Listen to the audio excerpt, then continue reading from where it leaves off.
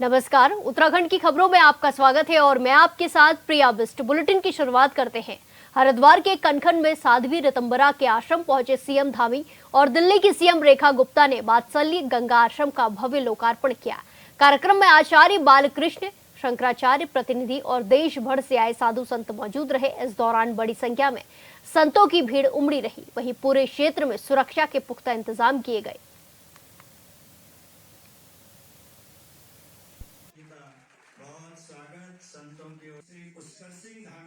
समान नागरिक संहिता यहाँ हुई है तो दूसरे राज्यों में भी हो सकती है।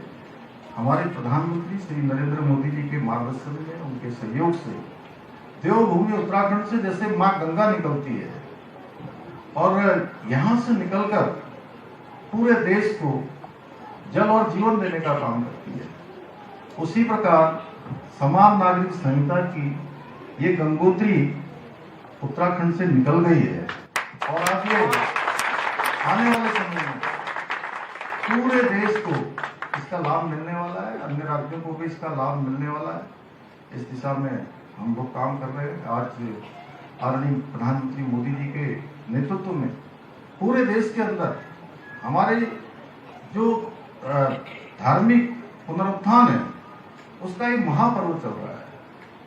चाहे हम जिसके लिए युग पुरुष पूज्य परमानंद जी महाराज हो या दीदी माँ ने अनेक संघर्ष किया और अनेक लोगों ने इसको आगे बढ़ाया, उसी का परिणाम है कि आज देश के अंदर जहां हम सब चाहते थे कि भगवान श्री रामचंद्र जी का मंदिर बने, वहां पर भव्य और दिव्य मंदिर बन गया। और मैंने उस कार्यक्रम में देखा किस प्रकार से दीदी माँ के भाव उस समय आ रहे थे जब मंदिर की प्राण प्रतिष्ठा का कार्यक्रम हो रहा। आचार्य जी ने वीडियो बनाया था और हमने साक्षात देखा। मेरी माँ देख रही थी मेरे साथ बैठकर उस टेलीविजन पर। सच में उनकी आंखों में और हम सबको मैं लगता है कि जितने भी लोग उसको देख रहे होंगे कि कितने संघर्षों के बाद वो बना है। आज हम काशी विश्वनाथ की बात करें, काशी विश्वनाथ में आप सब कभी गए होंगे पहले, आज से 4 बरस 5 बरस पूर्व पहले गए होंगे तो आपको एक छोटा सा मार्ग भी नहीं मिलता था अंदर जाने के लिए। अगर कोई महादेव का भक्त, कोई विश्वनाथ का भक्त अगर माँ गंगा का जल लेकर महादेव को अर्पित करना चाहता था तो उसको मार्ग नहीं मिलता था। लेकिन आज अगर आप जाएंगे तो एक साथ कई लाखों लोग अंदर जा सकते हैं और कोई भी महादेव का भक्त वहां से माँ गंगा का जल लेकर महादेव जी को अर्पित कर सकता है, जलाभिषेक कर सकता है। यही उत्तराखंड की मैं बात करूं तो आप कभी 2013 की आपदा के बाद पूरा केदारनाथ का परिसर पूरा क्षतिग्रस्त हो गया। आज भव्य केदार और दिव्य केदार हो गया है और ये मौका भी हमारे प्रधानमंत्री मोदी जी को मिला कि उनके बनने के बाद उन्हीं से जो है भगवान ने काम करवाया। भगवान बद्री विशाल का मास्टर प्लान उस पर काम हो रहा है। ऐसे अनेक काम हम उनकी प्रेरणा से, उनके आशीर्वाद से देवभूमि उत्तराखंड में कर रहे हैं। चाहे यही हरिद्वार में, हरिद्वार ऋषिकेश में गंगा कॉरिडोर बनाना या माँ पूर्णागिरी का धाम, आप सब जानते हो कि शारदा मैया भी निकलती है वहां से आदि के से। शारदा मैया का जो तट है उसके ऊपर माँ पूर्णागिरी का धाम है। माँ पूर्णागिरी के धाम के आसपास वहां पर शारदा कॉरिडोर हम बना रहे हैं। ऐसे अनेक काम कर रहे हैं। यहाँ पर 4 धाम यात्रा अभी चल रही है। 4 धाम यात्रा का इस वर्ष लगभग 18 लाख श्रद्धालु और तीर्थ यात्रियों ने अभी तक दर्शन कर लिए हैं। जबकि बीच के दिनों में इसके अंदर जो पहलगाम की आतंकवादी घटना हुई थी उसके बाद जरूर कुछ लोगों ने अपने यात्रा को उस समय के लिए रोक दिया था, जिसके कारण से पहले माह में मुझे लगता है कि ये संख्या और भी ज्यादा होगा। लेकिन हमारा प्रयास है जितने यात्री आए, श्रद्धालु आए, भक्तगण आए, उनकी यात्रा अच्छी हो, सकुशल हो, सुरक्षित हो। उनकी सुरक्षा हमारे लिए सबसे बड़ी प्राथमिकता है और बहुत अच्छे तरीके से यात्रा चल रही है। दिल्ली से देहरादून हो, दिल्ली से हरिद्वार हो, ये दिल्ली से ऋषिकेश हो, ये सारे मार्ग हमारे तेजी से बन रहे हैं। आने वाले समय में एलिवेटेड सड़क का काम यहाँ पूरा होने वाला है और एलिवेटेड सड़क के पूरा होते ही यहाँ पर हरिद्वार से दिल्ली की दूरी दिल्ली में मात्र 2 से 2.5 घंटे में पूरी होगी। कोई हवाई जहाज का टिकट नहीं करेगा दिल्ली से देहरादून आने वाला या दिल्ली से हरिद्वार आने वाला, क्योंकि वो हवाई यात्रा करेगा तो उसको भी कितने घंटे लगेंगे, कम से कम 4 घंटे 5 घंटे तब भी लग जाएंगे। आप लोग भी नहीं आएंगे, आप मथुरा से भी आएंगे, चाहे यहाँ से आएंगे कहीं से आएंगे, तो बस रोड से आ जाएंगे। इसी प्रकार 40 से 50 बड़ी फ्लाइट है पूरे देश के लिए। यहाँ देहरादून का जो हवाई अड्डा देहरादून और हरिद्वार के बीच में उससे चल रहा है। ऐसे अनेक काम यहाँ पर हो रहे हैं। मैं उसके बारे में बहुत ज़्यादा कहूँगा तो काफ़ी लंबा हो गया है। मुझे लगता है मैं तो सबसे अंतिम वक्ता का काम ये होता है कि सबका धन्यवाद करें। बस हाँ, मैं एक बात और जरूर कहता हूँ, जब दीदी माँ को देखता हूँ, पूज्य युग पुरुष महाराज जी को देखता हूँ और हमारे पूज्य संतगणों को देखता हूँ, तो मुझे डेमोग्राफी की बहुत बात होती है। तो यहाँ पर देवभूमि है और यहाँ की डेमोग्राफी न बदले, वो हमारा संकल्प है। लव जिहाद है और थूक जिहाद है, इसके खिलाफ कड़ी कार्रवाई यहाँ की है। और कम बोलकर, मैं बहुत ज्यादा बोलने पर विश्वास नहीं रखता हूँ कि बहुत बोलूं, लेकिन जो काम है, जिसकी हमारी प्रतिबद्धता है, देवभूमि का जो मूल अस्तित्व है वो बचा रहना चाहिए, मेरा संकल्प है और देवभूमि का संकल्प। इसी के साथ खबरों में आगे बढ़ते हैं। सीएम धामी ने गुनवा गांव में विकसित कृषि संकल्प योजना का शुभारंभ किया, तो वहीं कांग्रेस ने इसको लेकर सवाल खड़े कर दिए हैं। पार्टी के प्रवक्ता शीशपाल सिंह बिष्ट ने कहा कि धरातल पर कृषि क्षेत्र पिछड़ता हुआ नजर आ रहा है, वहीं पर्वतीय ग्रामीण क्षेत्रों में जंगली जानवर फसलों को नष्ट कर रहे हैं, जिसको लेकर कोई ठोस नीति नहीं बनाई गई है। साथ ही जमीनी इलाकों में गन्नों के अमूल्य के लिए भी किसान मांग कर रहे हैं।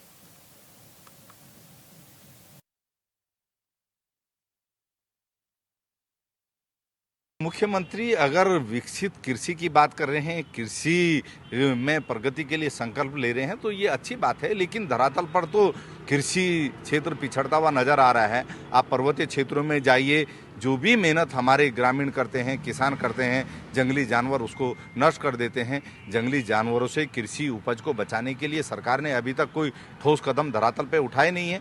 मैदानी क्षेत्रों में आप देख लीजिए, गन्ने के समर्थित मूल्य के लिए किसान लंबे समय से आंदोलनरत हैं।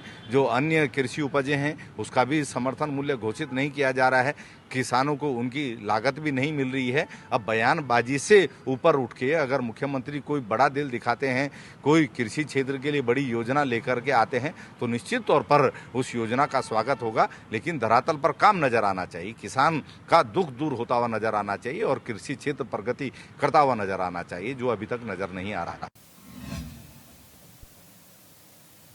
राजधानी देहरादून के कारगी चौक स्थित डंपिंग जोन को हटाए जाने को लेकर उत्तराखंड क्रांति दल ने 1 दिवसीय धरना प्रदर्शन किया। इस दौरान पार्टी की महामंत्री किरण रावत ने कहा कि डंपिंग जोन को आबादी से बाहर करने की मांग लगातार उठाई जा रही है, लेकिन सरकार का कहना है कि जोन यही रहेगा और कूड़े को कैप्सूल में तब्दील कर दिया जाएगा। उन्होंने आईएएस कॉलोनी का हवाला देते हुए कहा कि जनता की आवाज की कोई वैल्यू नहीं है और अगर सरकार नहीं मानती है तो जल्द यूकेडी चक्का जाम करेगी। वहीं डंपिंग प्लांट को लेकर स्थानीय लोगों ने कहा कि जोन के लिए कई बार प्रशासन को अवगत कराया गया है, यहाँ रहना दुष्प्रभाव हो गया है और घरों की खिड़की खोलना मुसीबत बन चुका है, जिसके चलते लोगों को कपड़ा बांधकर चलना पड़ता है। वहीं पार्टी की वरिष्ठ नेता शकुंतला रावत का कहना है कि इतना गंदा वायरस कोरोना भी नहीं है जितनी यहाँ की गंदगी है।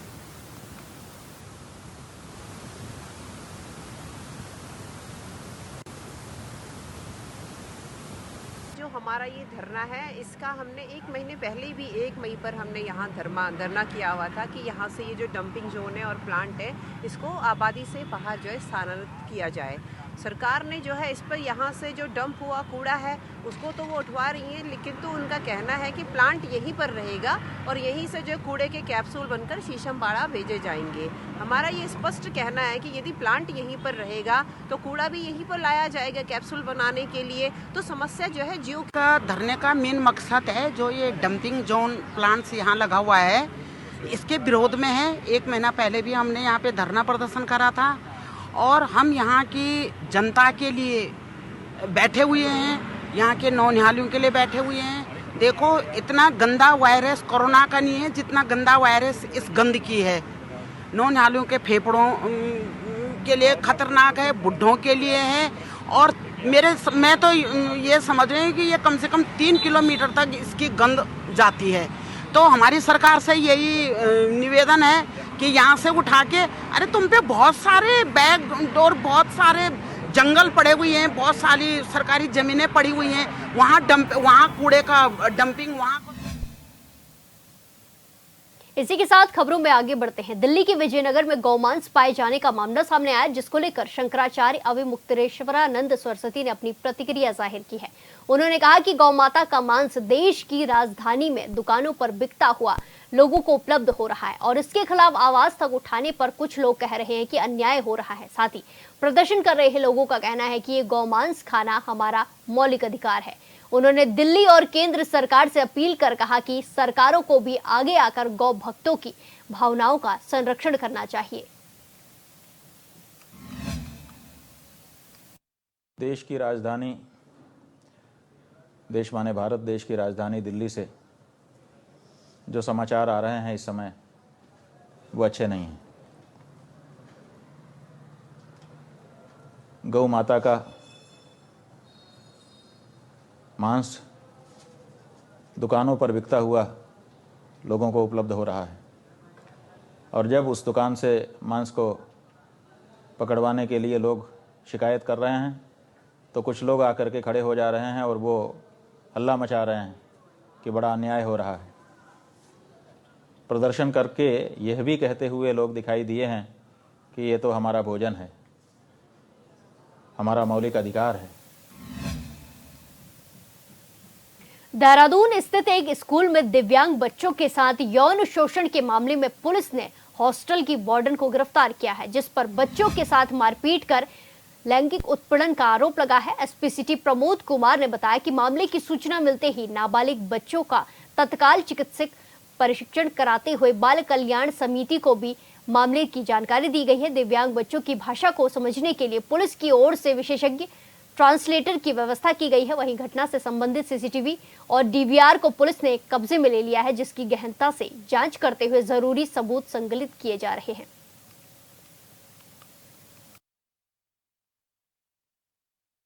वादिनी निवासी पटेल नगर के द्वारा थाना पटेल नगर पर एक तहरीर दी गई, जिसमें उनके द्वारा कहा गया कि उनके 2 नाबालिग दिव्यांग बच्चे हैं जो कि बंजारावाला स्थित स्कूल में अध्ययनरत थे और वहाँ का जो केयर टेकर था उनके द्वारा उनके बच्चों का जो है लैंगिक उत्पीड़न किया गया और साथ ही साथ मारपीट भी की गई। इस तहरीर के आधार पर पटेल नगर पुलिस के द्वारा बीएनएस एवं पॉक्सो की संशोधन धाराओं के अंतर्गत अपराध पंजीकृत किया गया।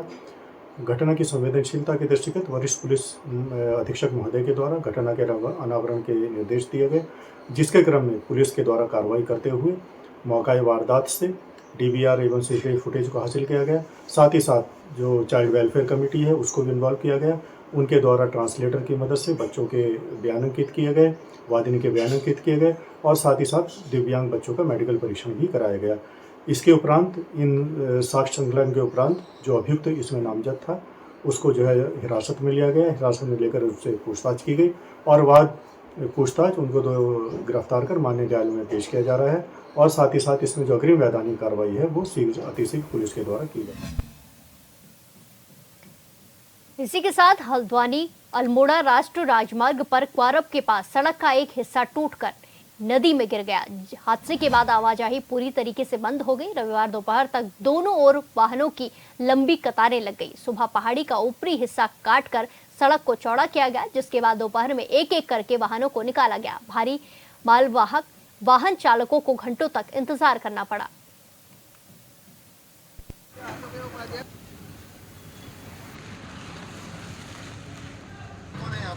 ऐसा है, कल इसमें सड़क के खट साइड की ओर का थोड़ा सा पार्ट गिर गया था, तो उससे सड़क की चौड़ाई कम बची थी, तो उसमें बड़ी गाड़ियों को दिक्कत थी कहीं धंस न जाए नीचे, तो इसलिए थोड़ा अंदर को चौड़ीकरण मतलब कटिंग करके चौड़ीकरण करने का हमारा प्लान था। तो आज उसको सुबह से हमने शुरू कर दिया कटिंग करना यहाँ पर। तो चौड़ी करके उसको आधे 1 घंटे के अंतर पर गाड़ी निकाल भी दी थी एक बार, फिर दोबारा से थोड़ा कटिंग करी गई, फिर से उसको गाड़ियाँ निकल रही हैं अभी सारी छोटी गाड़ियाँ। बड़ी गाड़ियों के लिए क्या? बड़ी गाड़ियों के लिए अभी देख रहे हैं कि कितनी जगह उस पर बची है, नहीं है, क्या है। अगर नहीं बची है तो थोड़ा और अंदर कटिंग करेंगे। अगर निकल जाती हैं तो फिर अभी गाड़ी निकलेंगी सब। सर ये कह रहे हैं एसपी साहब ने मना कर रखा है, कल शाम 8 बजे से रोक के रखा है हमें यहाँ पे। ये रोड बंद होने की वजह से हमको कल रात 8 बजे से रोक के रखा है। क्या कहते हैं, ये कह रहे हैं एसपी साहब ने मना कर रखा है यहाँ से जाने के लिए। पहले तो यहाँ पर आपके खाने पीने और चीज़ों की व्यवस्था क्या? कोई व्यवस्था नहीं है सर, यहाँ पर खाने पीने की कोई व्यवस्था नहीं है। और यहाँ ना कोई चाय पानी कुछ नहीं है, यहाँ खाली खड़े करके रखा है। उत्तरकाशी के नेताला में स्वामिनी प्रमानंद अम्मा स्वामिनी प्रमानंद ने आश्रम में प्रेस कॉन्फ्रेंस कर जानकारी दी। उन्होंने बताया कि सन 1864 में आए विनाशकारी भूकंप से यहां पर भारी नुकसान हुआ था, जिसके कारण इन 5 प्रयागों के आसपास मौजूद मंदिर स्नान घाट दब गए थे, जिनका वर्णन स्कंद पुराण के केदारखंड नामक अध्याय में वर्णित है। इस प्रयागों में स्नान घाटों से लेकर यात्रियों के लिए व्यवस्था बनानी चाहिए ताकि यहाँ की पौराणिक संस्कृति को लोग जान सके। पोल्यूशन हो रहा है क्योंकि हम जागृत नहीं हैं पर्यावरण विषय में, इसलिए ये गंगा संस्कृति केंद्र जो हम बना रहे हैं ये बहुत आवश्यक है, क्योंकि सब एरिया में पर्यावरण, सैनिटेशन, एजुकेशन, मेडिकल में महिलाओं के लिए, युवकों के लिए एक ऐसा सरकार का केंद्र बन सकता है। वो केंद्र के द्वारा गांव-गांव इसमें साथ देगा, सभी साथ देंगे, क्योंकि हमको मिलकर करना है। और यात्री जब नीचे से ऊपर आते हैं उनको भी जागृत करना है, भाई ये अलाउड है, ये अलाउड नहीं है। वो सब ग्रामीण तो है ही यहाँ, हमें सिर्फ एक मार्गदर्शन देना है। हमारी सरकार हमारे साथ खड़ी रहेगी इस कार्य में। देहरादून स्थित प्रीपरेटरी स्कूल से जुड़े हॉस्टल में मानसिक रूप से कमजोर 2 भाइयों के यौन शोषण का मामला सामने आया है। राज्य बाल आयोग की टीम ने बीते शनिवार को स्कूल और हॉस्टल का निरीक्षण किया। इस संबंध में आयोग अध्यक्ष डॉक्टर गीता खन्ना ने बताया कि स्कूल का संचालन दिल्ली में पंजीकृत एक ट्रस्ट कर रहा है, जिसके लिए किसी प्रकार की शैक्षणिक मान्यता संबंधित प्राधिकरणों से नहीं ली गई। उन्होंने बताया कि स्कूल की संचालिका नजदीक में किराए के एक भवन में मानसिक रूप से कमजोर बच्चों के लिए हॉस्टल चलाती है। टीम के निरीक्षण में हॉस्टल की स्थिति जर्जर मिली। वहां किसी भी प्रकार के सुरक्षा मानकों का पालन नहीं किया जा रहा था और न ही उसके संचालन के लिए कोई वैधानिक अनुमति ली गई थी। डॉक्टर खन्ना ने बताया कि फिलहाल स्कूल को बंद कर दिया गया है। बाल कल्याण समिति और संबंधित विभागों की निगरानी में इस पूरे प्रकरण की गहन जांच की जा रही है। कल सोमवार को वहां पढ़ रहे अन्य 15 बच्चों से समिति बातचीत करेगी।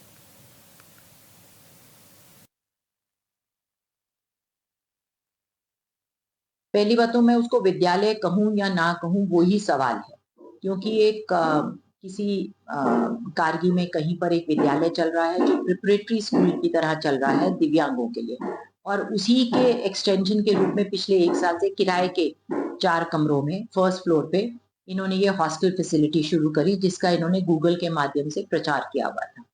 लेकिन वहां जाकर मुझे हॉस्टल जैसा कुछ भी वहां पर नजर नहीं आया। बहुत डिंजी कमरे थे, ना रोशनी ना लाइट, और जो रख रखाव था वो भी बहुत शैबी था। पीएम मोदी की सरकार के 11 साल पूरे होने पर बीजेपी प्रदेश में बड़े कार्यक्रमों का आयोजन करने की तैयारी कर रही है, जिसके बारे में बीजेपी प्रदेश प्रवक्ता मधु भट्ट का कहना है कि प्रदेश में जगह जगह केंद्र सरकार की उपलब्धियों को लेकर चर्चा की जाएगी। संगोष्ठी का आयोजन किया जाएगा और बीजेपी कार्यकर्ता केंद्र सरकार की उपलब्धियों को जन जन तक पहुंचाएंगे।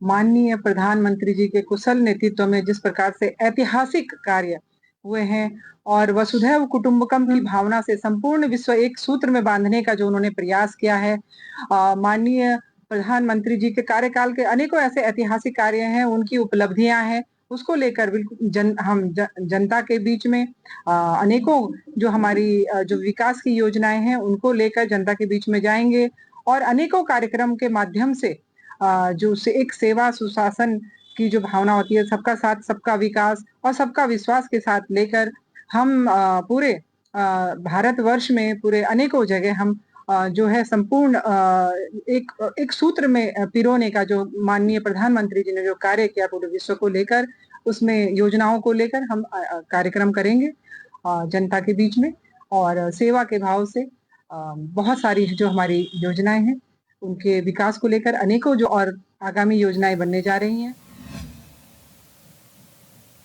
हल्द्वानी के रामलीला मैदान में कांग्रेस जय हिंद रैली का आयोजन करने जा रही है। ये रैली शाम 4 बजे से शुरू होगी, जिसमें कुमाऊं मंडल के कांग्रेस कार्यकर्ताओं, पूर्व सैनिकों के साथ ही सैनिक परिवार के लोग भी हिस्सा लेंगे। वहीं कार्यक्रम की इस रैली पर बीजेपी प्रदेश मीडिया प्रभारी मनवीर चौहान ने तंज कसा है। उन्होंने कहा कि कांग्रेस बुद्धिविहीन और वर्चस्व की लड़ाई लड़ रही है। कांग्रेस सेना के नाम पर एक होने की कोशिश कर रही है, लेकिन कांग्रेस का अंतर्कलह प्रदेश की जनता के सामने है।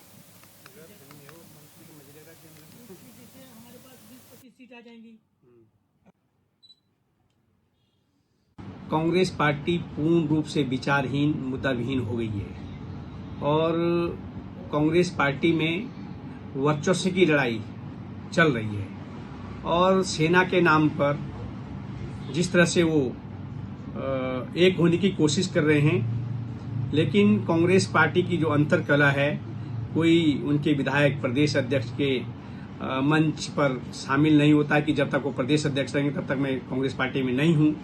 और इसी प्रकार से उनके जो वरिष्ठ नेता हैं आदरणीय हरीश रावत जी, वो न्याय यात्रा निकाल करके अपनी वर्चस्व की लड़ाई लड़ रहे हैं, लेकिन वहां पर भी उनके वरिष्ठ नेतागण उनको स्वीकार नहीं कर रहे हैं। तो कहीं न कहीं जिस प्रकार से वर्चस्व की लड़ाई कांग्रेस में चल रही है वो बिल्कुल सामने आ रही है। लेकिन उत्तराखंड की जनता बहुत समझदार है, देश की जनता बहुत समझदार है। जिस प्रकार से कांग्रेस पार्टी पूरी दुनिया में देश का मखौल उड़ाने की कोशिश कर रही है, वो पूरी देश की जनता जानती है और कांग्रेस के विचारों को। उत्तराखंड की खबरों में फिलहाल के लिए इतना ही। बाकी तमाम खबरों के लिए देखते रहिए HNN 24/7। नमस्कार।